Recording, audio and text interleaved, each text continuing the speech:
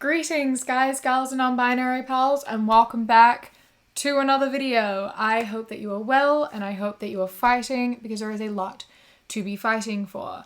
As usual, there will be a link in the description to the page on my website with a bunch of petitions, donations, emails to send to MPs, etc, etc. Now today I'm wearing slightly different attire than normal. Let me show you the whole outfit. We got the sort of latex skirt, the chains see-through, you know? And the reason I am wearing this is because I think that this outfit in whole is probably breaking the most amount of high school dress codes out of anything else I could choose. So that's why we're wearing this, because today we are talking about dress codes in school. Because, oh my god, school dress codes are something that anger me so much. There are just so many different layers of just fucked up about school dress codes, and I have a lot to talk about. And so I got you to send me in some stories that you have from being dress coded or rules that your school had, and I was just going to talk about them, and we're going to unpack it. And yeah, I need to stop. Let's start off with a story of my own. Back in New Zealand, most schools have uniforms. However, I never went to a school with a uniform, and my high school had a very loose, relaxed dress code. Like, there was basically no dress code, only one teacher actually cared about it, and it basically didn't exist. It was a very sort of left-wing type school where it was all about like open learning and discussion and accepting everyone and individuality, which was amazing. It was such a good, incredible school, and I am so grateful to have gone there. However, there was this one time back when I was in year 11 where this girl got sent to the principal's office because she was wearing a tank top without a bra, and she got sent home and she was suspended until she would come to school wearing a bra. And she was like, no, that's fucking stupid. I don't want to. If I don't wear a bra, I don't wear a bra. You can't tell me what to do. The whole school, we all thought that it was so stupid. It was so ridiculous that this girl got sent home just because she wasn't wearing a bra. Like, who cares? Why does it matter? What's the reason? What, it's distracting? To who? Literally no one in the entire school gave a single fuck. So a bunch of students got together and started a Facebook event called No Bra, No Worries, which was planned for the next Friday. And all the girls were going to come to school with no bras, and all the boys were going to come to school with bras as a sort of protest to like, you can't be doing this. Stop telling girls what to do with their bodies. It doesn't make a difference to their learning. The whole school was involved, including some teachers. And so the school called this girl and were like, okay, please, you don't have to wear a bra. You don't have to. Just please call it off before we start getting media attention. Please. And so it didn't happen. But we changed the rules. You could wear a bra or not wear a bra. Totally up to you. We said to the school, stop sexualizing girls' bodies. No one gives a fuck. It doesn't impact our learning. Don't prioritize what people wear over their education. And it worked. So that just shows you, band together? What am I doing? When you band together, you are powerful. You can make a difference. You can stand up and make change. Because that was our whole school. You know, we all came together and we were like, this is fucking stupid. It was a protest. And protests are effective. They are. Get involved, my guys. Yeah, I just thought that was a really cool story, and I think that that showcases quite well the environment that I grew up in, and the fact that, you know, we're powerful and your voice matters, and vote. It's a roundabout way to get there, but vote. That was my story about dress codes. That's really the only experience I personally have. Now it's time to get into some of your stories with school dress codes. Someone was sent home for wearing shorts because it was hot. So a large overall theme was a lot of girls being sent home or forced to change because you could see their shoulders or their knees, or their clothes were too tight, or you could see their collarbones, etc. And the reason is often because it's distracting to the boys. And my number one issue I have with that is that that's making it her fault for the boys looking at her.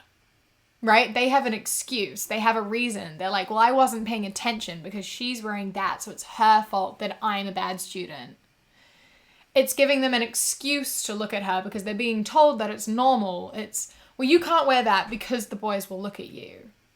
Which is in turn telling the boys, hey, she's wearing that so you can look at her. It's saying you're distracting the boys from learning, so we're going to send you home. Which in turn is his learning is more important than yours. Because he needs to be in this classroom and he needs to be learning. You can go.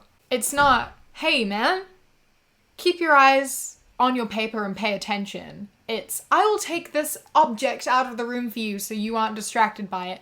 That can go fix itself and come back. It's objectifying. And they're minors. You are teaching these young boys that it is okay to stare at girls' bodies and that is an excuse. And you're teaching young girls that their bodies are going to be stared at. That it's normal and acceptable for boys to be sexualizing your body. And you're teaching them that boys are more important and their education matters more than yours. And that they are the priority over you. It's so much easier to tell a boy, hey, stop looking at her, pay attention, than it is to send a girl home. But it's not even just that. This happens at all girls' schools, and they say that they're distracting the male faculty. Here's an idea. Maybe, if men are going to be distracted by underage girls' shoulders, they should not be working at a school. I don't know. That just seems like probably the best way to go about it. Maybe don't be concerned about the fact that a schoolgirl's knee is going to distract a male teacher, and rather think about the fact that you are just saying that you have a pedophile as a teacher. What the fuck, man? What the fuck? Stop normalizing the objectification of girls' bodies from such a young age. Stop enforcing that. It's also taking away the idea of consent.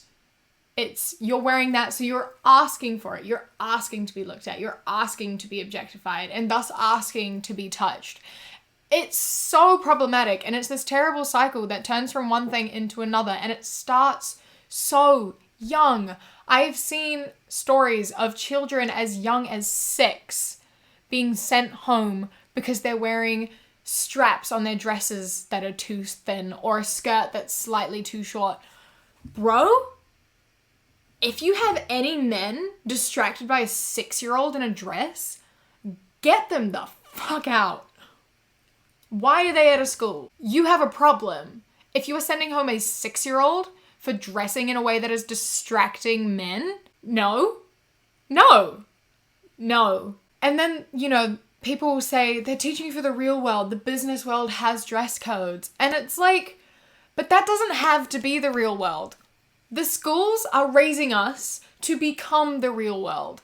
The real world is what we are taught. It's what we become. And all that's happening is that we're repeating the cycle over and over and over again. If we raise children and put them through the school system, teaching them that individuality is great, that you should wear what you want and be who you want, and that what you wear does not equal consent and no one can stare at you and objectify you, and just be yourself and be in your body, then we're going to put those kids out into the workforce and they're going to be the ones in charge making the rules and telling other people the same thing. The real world exists because we created it and we continue to enforce it. It does not have to be like that. And even so many more jobs and career paths are so much more open to wearing whatever you want. Because people are realizing it does not matter that much. My mom works for a government department. She has pink hair and piercings. And then, I was a piercer. I could wear what I wanted there. And then I worked in retail and you just wear the clothes that you sell at the shop. And I know that there are a lot of places who are accepting of that now. And there can be more. We just have to teach people that it's okay, that our bodies are our own, that we can be individuals. We don't all have to be uniform. I did not go through the individual stories that you sent. I got very distracted and very angry just then. But if you want to see a part 2 where I actually go through and read your stories and respond to individual stories, let me know, because I would be more than happy to go through and do that. I think that this is a really massive topic and something that I care a lot about, and I think it's really important. So let me know if you want to see that. Before I go, I would like to give a massive thank you to my channel members: Rory, Olivia, Wolf, Cherry, Evelyn, Anna, Sandra, and Ellie. Thank you so much. I love and appreciate you from the absolute bottom of my heart. If you would like to become a channel member, you can hit the join button or the link in the description, and you get my videos a day early and 10% off my shop. And I would love to have you. Thank you all so much for coming along. I hope that you have enjoyed the video. I hope that you've learned something. I don't know. I hope that you enjoy the rest of your day. Stay safe. Keep fighting. I love you.